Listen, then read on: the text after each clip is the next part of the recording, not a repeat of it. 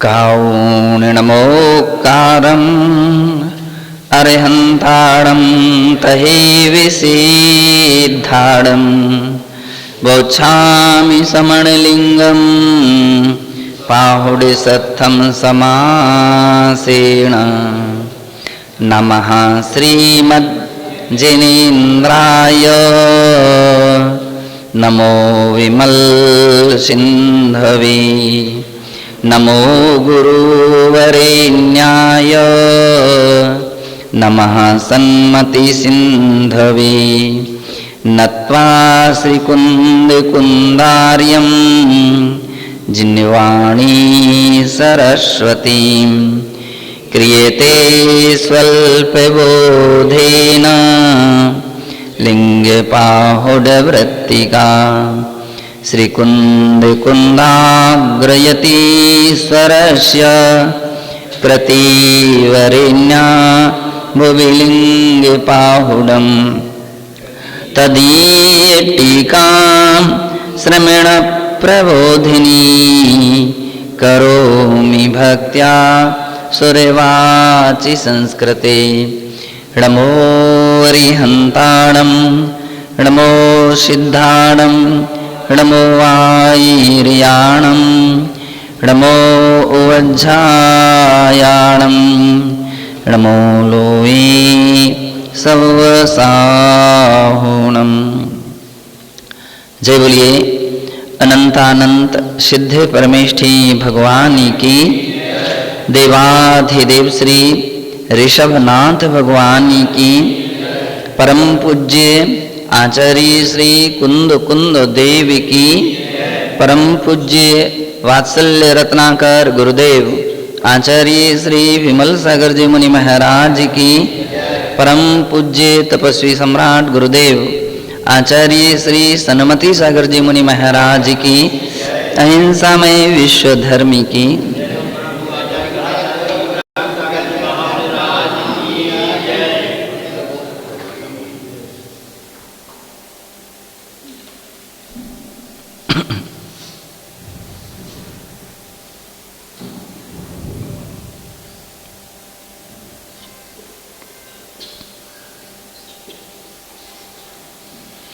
यहाँ यह श्रमण प्रबोधिनी टीका की 11वीं गाथा की यहाँ वृत्ति चल रही है और इसमें यह बतलाया जा रहा है कि किस प्रकार से संयम के साथ पालन किए गए व्रत नियम संयम आदि हैं वो आत्मा के हितकर होते हैं। तप किया गया संयम के साथ जो पालन किया गया तप है उससे कर्मों की असंख्यात गुणी नजरा भी होती है और संवर भी होता है। तो कहते हैं संयमः तपसो मूलम प्रतिष्ठा वा भवति। संयम से तप की मूल प्रतिष्ठा होती है। संयम तप का मूल भी है और प्रतिष्ठा भी उससे होती है। संयमं बिना सर्वविद तपश्चरणं निरर्थकामेविति शील प्राविद ग्रंथे च निर्दिष्टम। कहते हैं संयम के बिना सभी प्रकार के तप भी किए जाएं तो भी निरर्थक हैं, व्यर्थ हैं। संयम होना चाहिए। संयम दो प्रकार का होता है, एक प्राणी संयम और दूसरा इंद्रिय संयम। प्राणी संयम में 6 प्रकार के जीवों की रक्षा की जाती है, इसलिए वो प्राणी संयम कहा जाता है। और जिसमें 5 इंद्रियों के विषय और मन के विषय को जीता जाता है उसका नाम है इंद्रिय संयम। संयम प्राणी संयम और इंद्रिय संयम के साथ जो तपस्या की जाती है तो मोक्ष मार्ग में वो सफल तपस्या मानी जाती है। लेकिन जिस तपस्या में इंद्रिय प्राणियों की रक्षा ना हो, प्राणियों का विनाश हो, हिंसा हो और इंद्रियां बस में ना रहें, इंद्रियां बस में ना रहें। उपवास तो किया लेकिन इच्छा रही कि अमुक सामग्री मिल जाए, अमुक सामग्री व्यवस्था हो जाए, तो कह रहे हैं कि वो इंद्रिय संयम का अभाव है। और जिसके पास इंद्रिय संयम नहीं है तो उसका उपवास करना आदि भी निरर्थक है, व्यर्थ है। कहा भी ये संयम हीनो यतवो जय चरई निरर्थयम सवम। संयमहीन जो तप का आचरण निरर्थक है, सभी निरर्थक है। नियमा परिमित कालो विषय सेवनादि त्याग रूपो विज्ञेय। गृहस्थों के लिए नियम और संयम दो बातें आती हैं। गृहस्थ नियम भी धारण करते हैं, संयम भी धारण करते हैं। कुछ वस्तुओं का जो परिमित कालो एक सीमा प्रमाण त्याग आदि करते, विषय सेवन आदि का त्याग करते हैं, उसका नाम है नियम। समय सीमा के लिए मर्यादा लेकर के जो त्याग किया जा रहा है उसका नाम है नियम। और कह रहे हैं उक्तम च रत्न कंडक श्रावकाचार्य ग्रंथ है। यह बात रत्न कंडक श्रावकाचार्य ग्रंथ की 87 से 89 गाथा में कही है। नियमा परिमित कालो यावत जीवम यमो धृते। तब उसमें नियमा परिमित कालो, जो परिमित कालो सीमा प्रमाण काल तक जो नियम लिए जाते हैं उसका नाम है नियम। जैसे अपन बोलते हैं, देखते हैं किसी ने कहा 10 साल की रात्रि भोजन का त्याग, 5 साल की अमुक वस्तु का त्याग, 6 महीने का, 1 महीने का, तो ये जो सीमा बनाई जा रही है इसका नाम है नियम। और क्या चीज बोल दे, तांबूल वसन भूषण मनमथ संगीत गीतेषु अद्य दिवा रजनी वा पक्षो मासस तदर्थुरे नंबा इति काल परिच्छित्यात् प्रत्यक्षानम भवेद नियमः। परिभाषा भी आ गई और उदाहरण भी आ गए कि जो परिमित काल तक लिया जा रहा है उसका नाम है नियम। अब वो क्या है, अद्य आज का भी हो सकता है, दिवा दिन का भी हो सकता है, रजनी रात्रि का भी हो सकता है, पक्षो 15 दिन का भी हो सकता है, मास 1 महीने के भी हो सकते हैं, ऋतु 2 महीने का भी हो सकता है, अयनम 6 महीने का भी हो सकता है, इत्यादि काल प्रमाण। किस किस का नियम लेना, बोले तांबूल। तांबूल गृहस्थ है ना, गृहस्थ पान खा सकता है तो उसने पान का त्याग किया है, लेकिन नियम के आधार पर किया है। तांबूल और वसन, कोई वस्त्रों की सीमा रख ली कि हम 4 जोड़ी कपड़े से ज्यादा यूज नहीं करेंगे, 4 जोड़ी से अधिक कपड़े यूज नहीं करेंगे, 4 जोड़ी से हम अधिक जो बिछाने सोने के कपड़े उससे यूज नहीं करेंगे। तो कहते हैं, तो इत्यादि प्रकार का जो वसन का, वस्त्र का नियम, भूषण आभूषणों का भी नियम होते हैं। इतने ही आभूषण पहनेंगे, इससे ज्यादा आभूषण नहीं पहनेंगे। मनमथ संगीत गीतेषु, और कह रहे हैं मनमथ संगीत गीत, मन को जो बढ़ाने वाले काम भोगों के विषय में सीमा बांधना। इतने दिन का ब्रह्मचर्य व्रत गृहस्थ है तो सीमा बांध लेता है, इतने दिन का हम व्रत पालन करेंगे, ब्रह्मचर्य से रहेंगे। तो इत्यादि प्रकार से ये मनमथ संगीत, इतने किस्म के ही संगीत का प्रयोग करेंगे, इससे ज्यादा संगीत नहीं बजाएंगे। अथवा गीतेषु गीत, इतने ही गीतों का श्रवण करेंगे और इससे अधिक गीतों का श्रवण नहीं करेंगे। अब यहाँ पर अपन को थोड़ा सा ध्यान रखना है। संगीत और गीत की सीमा की बात कही गई है, किसके लिए? गृहस्थों के लिए। तो यहाँ से क्या शब्द ध्यान में रखना है? मनमथ शब्द जो उपलक्षण चल रहा है उस पर हमको पूरा ध्यान रखना है। जो अश्लील संगीत है, अश्लील गीत हैं, तो ऐसे गीत और संगीत की सीमा रखना चाहिए।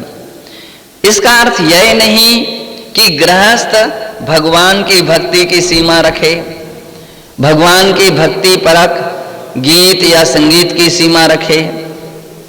बोले नहीं, ये हितकारी बात है, कल्याणकारी बात है, तो इसमें सीमाएं नहीं होती हैं।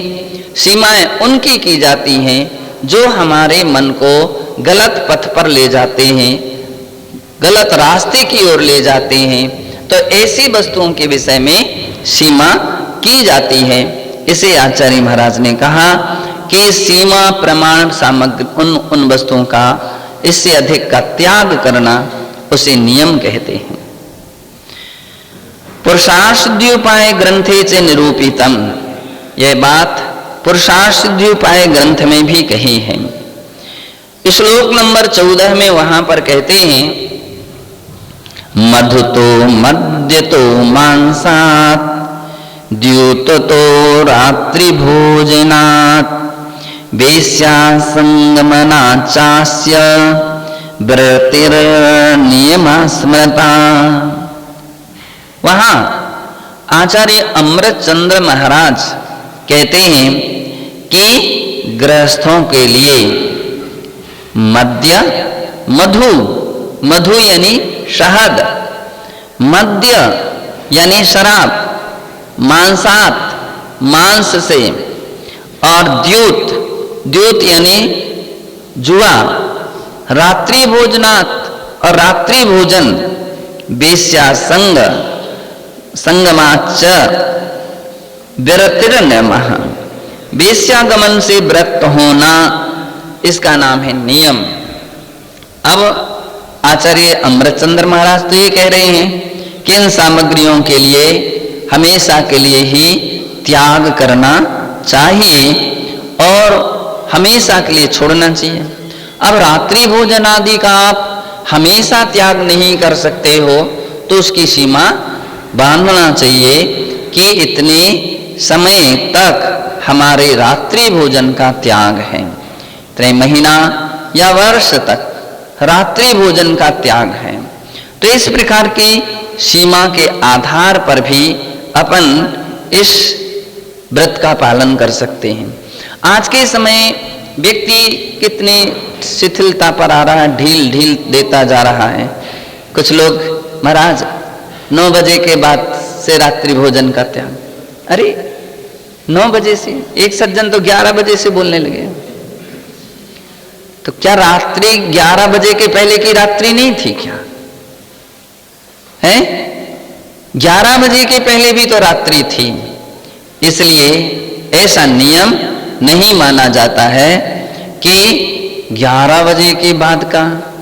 तो इस बात के लिए ध्यान रखना चाहिए, रात्रि का प्रारंभ जो है वो रात्रि का प्रारंभ तो कहाँ से प्रारंभ हो रहा है? बोली सूर्यास्त के होते ही रात्रि शुरू हो जाती है। तो इसलिए जो भी इसके बाद भोजन करना है वो सब रात्रि भोजन ही है, रात्रि भोजन ही है, रात्रि भोजन का त्याग नहीं है। तो ऐसा जानना चाहिए। यद्वा ज्ञान दर्शन चारित्र आराधना शुभाशुभभाव रहितम निजात्म ध्यानम वा नियमा कथ्यते। तो नियम और क्या है? तो नियम की परिभाषा देते हैं ज्ञान दर्शन चारित्र आराधना, अर्थात दर्शन ज्ञान आराधना, दर्शन आराधना, चारित्र आराधना इत्यादि प्रकार की जो आराधना है, शुभाशुभ भाव रहितम, और इन आराधनाओं को यदि या शुभाशुभ भाव से रहित निजात्म ध्यानम वा, निजात्म ध्यान करना, उसका नाम है नियम। तो इस प्रकार के नियम की परिभाषा दी है।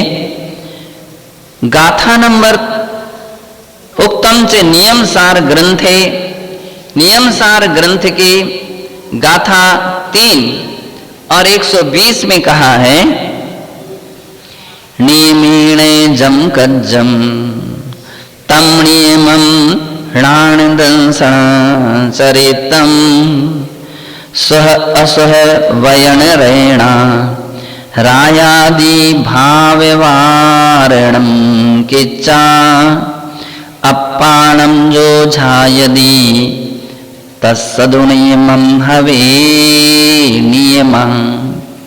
कह रहे हैं नियम की नई परिभाषा है। नियमेने जम कज्जम तम नियमम ह्लाणदंसं चरितम, जो नियम से करणीय है, जो करना ही चाहिए, जिसके बिना नहीं रहना चाहिए, तो वह क्या है? ज्ञान नियम है, दर्शन नियम है, चारित्र नियम है। अर्थात सम्यक दर्शन का आचरण या पालन करणीय ही है।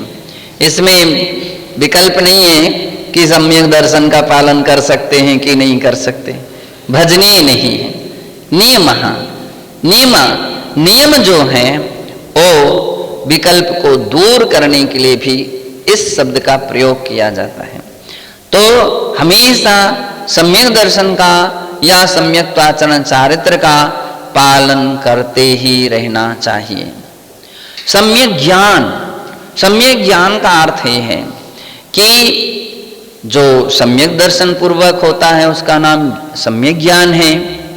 दूसरी दृष्टि से देखें, शास्त्र का स्वाध्याय ये भी सम्यक ज्ञान है, ये भी सम्यक ज्ञान है। वाचना, प्रच्छना, अच्छी धर्म की बातों की परस्पर में प्रच्छना करना, पूछना, ये भी सम्यक ज्ञान है। वाचना, प्रच्छना, अनुप्रेक्षा, चिंतन करना, ये भी एक सम्यक ज्ञान है।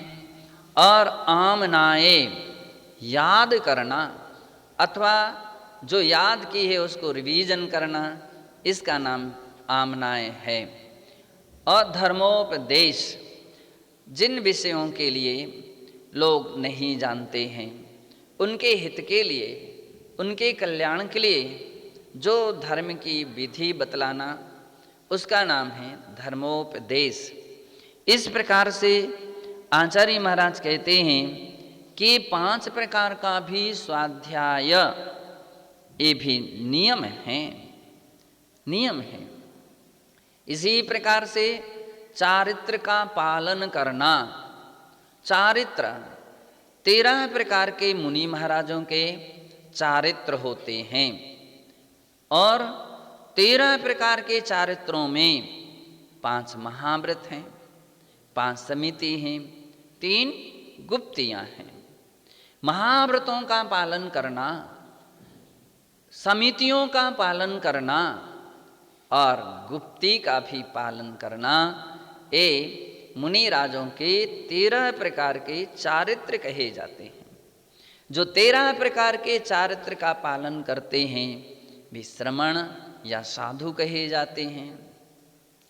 13 प्रकार के चारित्रों का जो पालन नहीं करते हैं वे श्रमण नहीं कहे जा सकते हैं। इसी प्रकार से गृहस्थों का देश चारित्र होता है।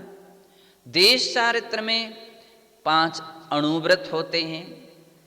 अणुव्रत, अहिंसा अणुव्रत, सत्य अणुव्रत, अचौर्य अणुव्रत, ब्रह्मचर्य अणुव्रत, और परिग्रह परमाणु व्रत, ये अणुव्रत के रूप में है।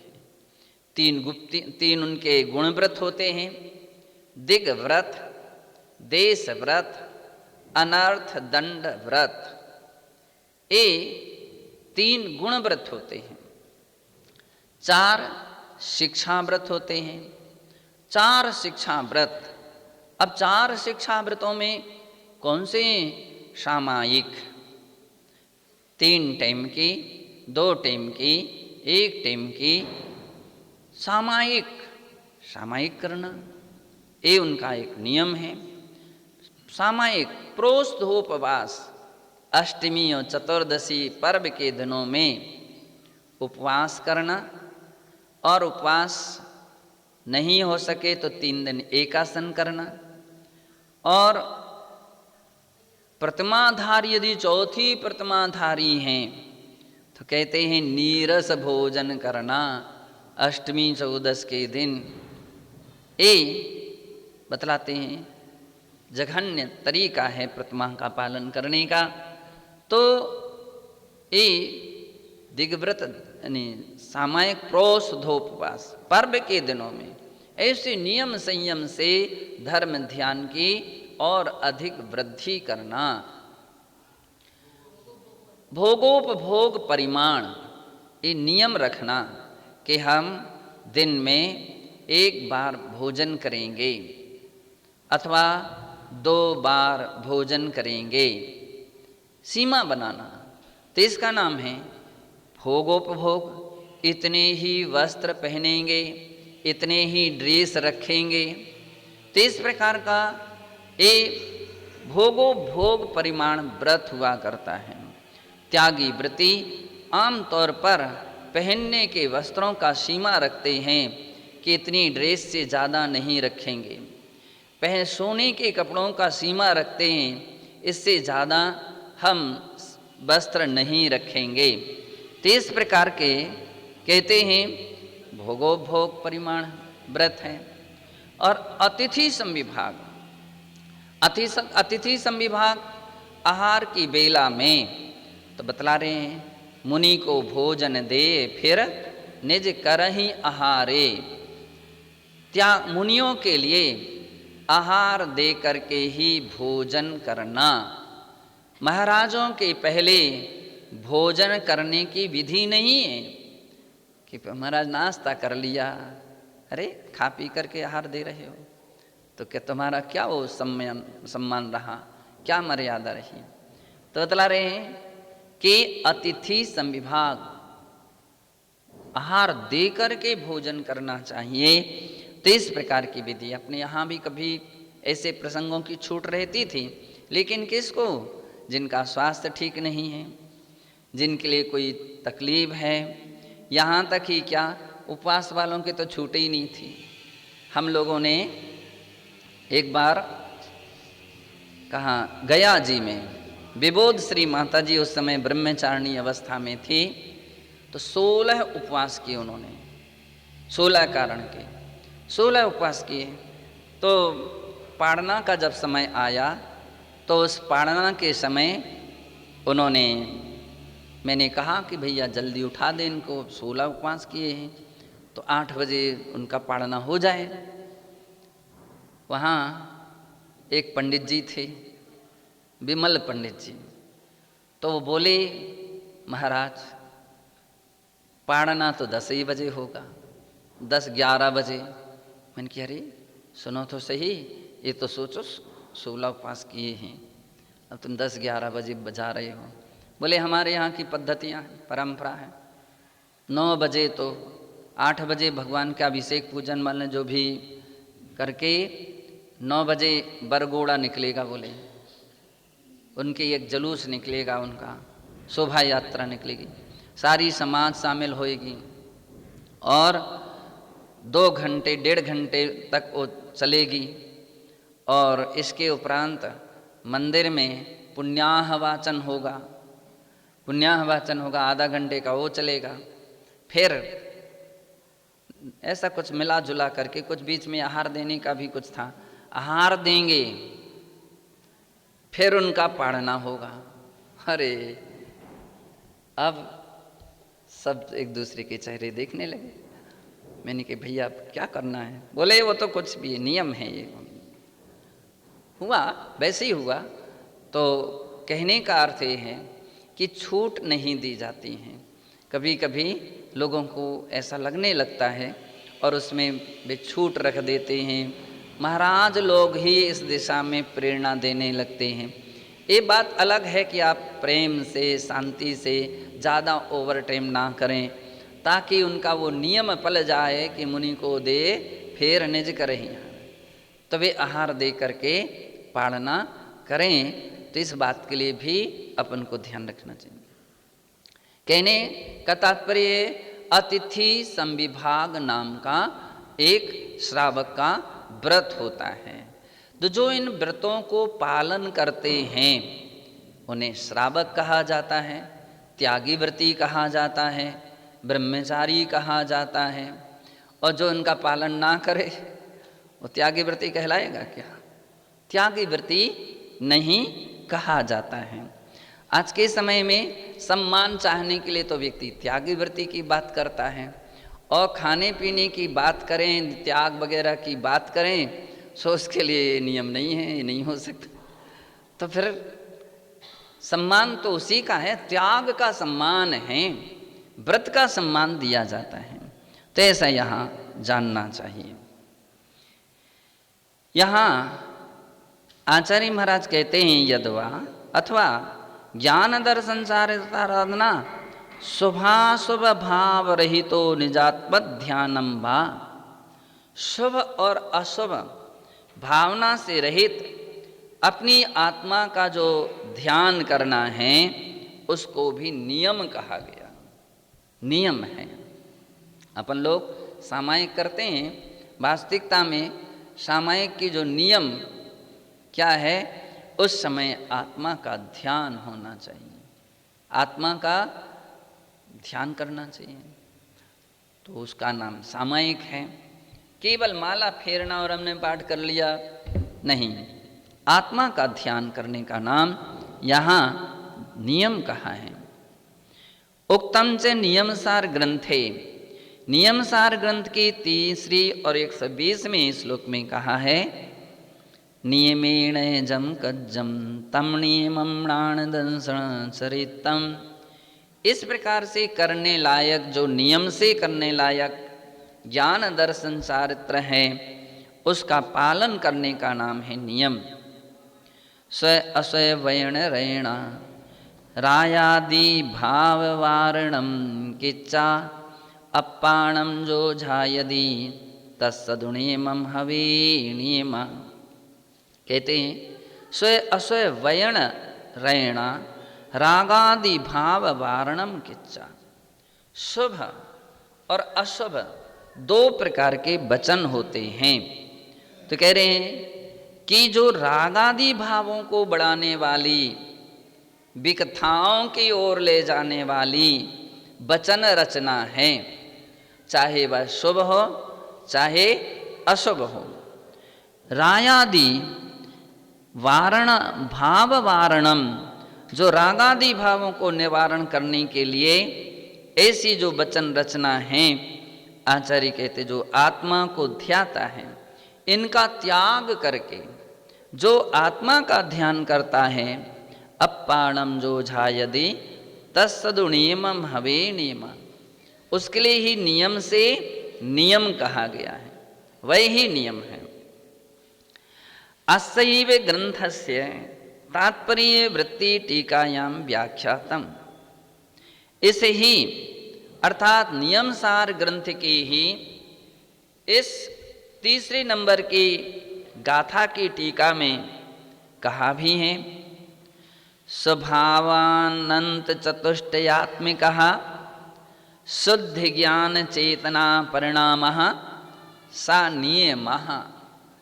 अर्थात स्वभाव रूप जो अनंत चतुष्टयात्मक शुद्ध ज्ञान चेतना रूप परिणामः परिणाम है, उसका नाम है नियम। ज्ञान चेतना रूप जो परिणाम होना, ऐसी उस परिणाम विशेष का नाम नियम है। किंच नियमस्तपो रूपम अपि भवति। अब नियम के वर्णन बतला रहे हैं। नियम किस किस अर्थ में अपने यहाँ शास्त्रों में आए हैं। तो बोले तपोरूपम अपि भवति, तप रूप भी नियम होता है। उक्तम से पद्म पुराणे, पद्म पुराण के 14वें सर्ग के 242-43वें श्लोक में कहा है, नियमस्य तपश्चेति द्वयमेवन्ना भिद्यते, तेन युक्तो जना शक्त्या तपस्वीति निगद्यते। आचार्य रविसेन महाराज यहाँ पद्म पुराण में इस बात के लिए कहते हैं कि नियमस्य तपश्चेति, नियम और तप द्वयमेतन न भिद्यते, अर्थात दोनों में अंतर नहीं है, दोनों एक हैं, कोई भिन्नता नहीं है। तेन युक्तो जना शक्त्या, इससे जो युक्त हैं ऐसे प्राणी, ऐसे जन को तपस्वीति निगद्यते, तपस्वी कहा गया। अपने यहाँ कहते दीक्षा कल्याणक और तप कल्याणक एक ही बात है, चाहे दीक्षा कल्याणक कहो चाहे तप कल्याणक कहो, दोनों का अर्थ एक है। एक दृष्टि से दीक्षा लेना भी तप है, दीक्षा लेना तपस्या है। मन तो चाह रहा है कि मैं ऐसा करूं, मैं वैसा करूं, लेकिन व्यक्ति शास्त्र की पद्धति से बंधा हुआ है, आगम की मर्यादा से बंधा हुआ है। नहीं, ऐसी आज्ञा नहीं है, ऐसी जिनेंद्र भगवान की आज्ञा नहीं है, जिनवाणी की आज्ञा नहीं है, मैं ऐसा नहीं करूँगा, ऐसा नहीं करूँगा। तो कह रहे हैं ऐसी जो दृढ़ता जिसमें रखी जाती है उसका नाम है नियम, इसका नाम है, ये भी तपस्या है। मन को कंट्रोल कर रहे हो, मन तो चाह रहा था अमुक सामग्री मिल जाती, अमुक व्यक्ति मिल जाते, लेकिन उसने जिनवाणी के आधार से अपने को कंट्रोल किया है, तो कहते हैं ये नियम है, ये भी एक तपस्या है। संयम दीक्षा भी एक तप है, इसलिए कहा गया दीक्षा कल्याणक कहो या तप कल्याणक कहो। जितने भी लोगों ने निर्ग्रंथ दीक्षा लेकर के उसका परिपालन करते हैं, उस दीक्षा का विधिवत पालन करते हैं, इसलिए उनके लिए भी तपस्वी कहा गया। नहीं भी उपवास कर रहे हैं तो भी तपस्वी हैं। तपस्वी क्यों हैं? क्योंकि आगम की जो विधि है दीक्षा की, उसका वो पालन कर रहे हैं, भाव सहित पालन कर रहे हैं, उसमें कहीं भी किंतु परंतु नहीं, तो उसका नाम है तप। किंचे नियम हो गया, साधो हो नित्य कर्माणि षडावास्कानि भवन्ति, साधुओं के जो नित्य कर्म हैं, नित्य करने लायक आवश्यक कर्तव्य हैं, तो ये 6 प्रकार के होते हैं।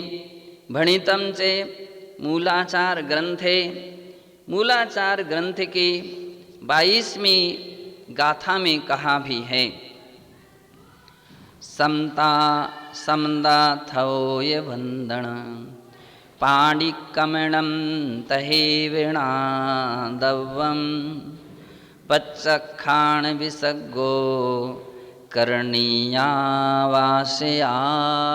छप्पी। मुनियों के 6 आवश्यक हैं। मूला जो मूल गुणों में 6 आवश्यकों का भी महत्व दिया है। बोले पहला आवश्यक क्या है? समता। समता कहो सामायिक कहो, दोनों का अर्थ एक है। समता परिणामों में विचलितता समय समय पर आ सकती है, लेकिन उसको संभाले रहना कहते हैं समता है। थवो स्तव, 24 तीर्थंकरों की जो स्तुति की जाती है, स्तोत्र पढ़े जाते हैं, उसका नाम है स्तव।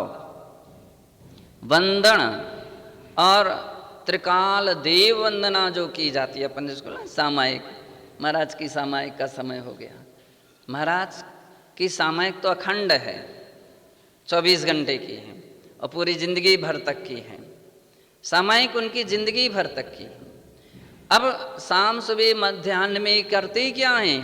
तो ले देव वंदना करते हैं। क्या करते हैं? देव वंदना करते हैं। चैत्य भक्ति पढ़ते हैं, पंच गुरु भक्ति कृति कर्म पूर्वक करते हैं, समाधि भक्ति भी करते हैं। तो इस प्रकार से ये वंदना नाम का आवश्यक कर्तव्य है। ध्यान रखना, ऐसा नहीं तबीयत ठीक नहीं थी तो हम सामायिक नहीं कर पाए। सामायिक नहीं भाई, सामायिक तो करना पड़ेगा। आप खड़े होकर के नहीं कर सकते हो तो बैठ करके कर लो। बैठने का आसन नहीं लगा सकते हो, टिक करके कर लो। तो इत्यादि प्रकार के विकल्प तो हमारे यहाँ हैं। बहुत असमर्थता आ जाए, बैठना ही नहीं हो पा रहा है, बुखार आ गया है या ऐसी कोई प्रसंग आ गए हैं, लेट करके कर लीजिए। लेकिन ये ध्यान रखिए, जितनी जितनी ढीले हैं उतनी उतनी सावधानता भी रखी गई है। जैसे कि कहा है कि बैठ करके करना है तो तकलीफ हो रही है, टिक जाओ, हमेशा ना टिके रहो। विशेष तकलीफ, विशेष पीड़ा, विशेष परिस्थिति में बतलाया जाए टिक जाइए, लेकिन बहुत सावधानता रखो। क्यों? टिकने के बाद आमतौर पर नियम से नींद आती है। प्रायः करके टिकने के बाद नींद आने लगती है। तो बतला रहे हैं कि तुम टिको तो मान लीजिए टिको तो सही, लेकिन इतने सावधान रहो कि नींद ना आ जाए। नींद आ गई तो फिर तो वो बात ही बिगड़ गई, फिर आपकी सामायिक ही नहीं रहेगी। बोले लेटो तो सही, लेकिन इतनी सावधानी से लेटो कि लेटने में नींद ना आ जाए। जब टिकने में नींद आ जाती है तो लेटने में तो पक्की पक्की नियम से नींद आ जाती है। तो कह रहे हैं कि फिर वो सामायिक नाम का आवश्यक परिपूर्ण नहीं माना जाएगा। कह रहे हैं कि इस प्रकार से समता थो वंदन, अपनी त्रिकाल वंदना, देव वंदना करना चाहिए। परिक्रमणम, और तीनों प्रकार के प्रतिदिन प्रतिक्रमण करना चाहिए। दैवसिक, रात्रिक, एरिया पथिक, ये 3 प्रकार के प्रतिक्रमण तो प्रतिदिन के हैं ही। अन्य ऐसा भी कहते हैं कि और भी प्रतिक्रमण जहाँ आवश्यक हैं उन प्रतिक्रमणों को भी करना चाहिए। तही वर्णादवम पच्चखाण विसर्गो, और जो 5वां यानी चौथा नंबर का, आज 5वें नंबर का जो आवश्यक कर्तव्य है वो प्रत्याख्यान है। प्रत्याख्यान, अन्य आचार्यों ने इसके स्थान पर स्वाध्याय भी कहा है। कोई आचार्य स्वाध्याय कहते हैं, लेकिन कुंद कुंदाचार्य मूलाचार में तो कहते हैं प्रत्याख्यान प्रधान है। प्रत्याख्यान सदैव गुरु साक्षी पूर्वक लिया जाता है, और गुरु साक्षी पूर्वक प्रत्याख्यान निष्ठापन की जाती है। अपन लोग देखते हैं कि महाराज आहार के लिए निकलते हैं तो निकलने के पहले क्या होती है, गुरु के सन्मुख 3 प्रकार की भक्ति करते हैं। सिद्ध भक्ति करते हैं और योगी भक्ति करते हैं, आचार्य भक्ति करते हैं। ये भक्ति पूर्वक ही आहार के लिए निकला जाता है। 1-2 बार प्रसंग ऐसा रहा कि समय कम होने से कहा गया कि आप लोग वहीं मंदिर में कर लेना, लेकिन आज वो पूरा नियम ही जैसा बन गया। सावधान, आज से अपन लोग पहले प्रत्याख्यान निष्ठापन यहाँ करेंगे और फिर आहार के लिए शुद्धि करेंगे, फिर शुद्धि करेंगे। उस समय स्वीकृति और आहार के बाद जो प्रत्यक्षान ईर्यापत प्रतिक्रमण करते हैं, तो प्रतिक्रमण ईर्यापत प्रतिक्रमण करते हैं तो उस समय प्रत्यक्षान प्रतिष्ठापन किया जाता है। वो भी गुरु साक्षी पूर्वक अपनी यहाँ पद्धतियाँ चली रही हैं। तो इस प्रकार से प्रत्यक्षान होता है। विसर्गो और व्युत्सर्ग, व्युत्सर्ग कहो कायोत्सर्ग कहो, दोनों का अर्थ एक है। कायोत्सर्ग यथा अवसर, जितने जो प्रसंग दिए गए हैं तो बदला रहे उतने समय तक शरीर से ममता का त्याग, शरीर से मोह आदि का त्याग, काय का उत्सर्ग, उतने क्षण के लिए काय का उत्सर्ग है। एक कायोत्सर्ग प्रमाण, दो कायोत्सर्ग प्रमाण, तीन कायोत्सर्ग, जहाँ जैसे प्रसंग हैं तो उतने समय तक शरीर से मोह ममता का त्याग। उस क्षण में यदि कोई मच्छर काटने लग जाए तो भगाए ना, काट लेने दो, अब इतना सहन कर जाओ, है ना। उस समय कोई चींटी काटने लग जाए तो बोले काट लेने दो। उस समय आंखें बंद रखना चाहिए, नीची निगाह रखना चाहिए, यहाँ वहाँ नहीं देखना चाहिए, खुजली आदि नहीं करना चाहिए। स्थिर मुद्रा से कायोत्सर्ग किए जाते हैं। तो कायोत्सर्ग के भी अपने यहाँ वंदना के कायोत्सर्ग के भी बहुत सारे दोष कहे गए। कायोत्सर्ग के दोष भी हमारे शास्त्र में है और वंदना के भी दोषों का उल्लेख है। तो याद रखना, एक बार कोई बोला था अनी महाराज की है, हमने कहा हमने जा कर के देखा तो अलग अलग मतलब कायोत्सर्ग के दोष हैं और वंदना के भी 32 दोष टाल करके किए जाते हैं। तो ऐसी वह प्रत्यक्ष मान लीजिए प्रत्यक्षान या कायोत्सर्ग नाम का आवश्यक है। ऐसा नहीं हम बाद में कर लेंगे कायोत्सर्ग, ऐसा नहीं हो सकता है। जिस समय जो आवश्यक हैं तो बोले उस कायोत्सर्ग तो उसी समय करना चाहिए। हम बाद में कर लेते हैं, बाद में तो होते ही नहीं, और हो भी जाएं तो आवश्यक नहीं कहलाएगा। आवश्यक है कि उसको उसी समय ही करना है।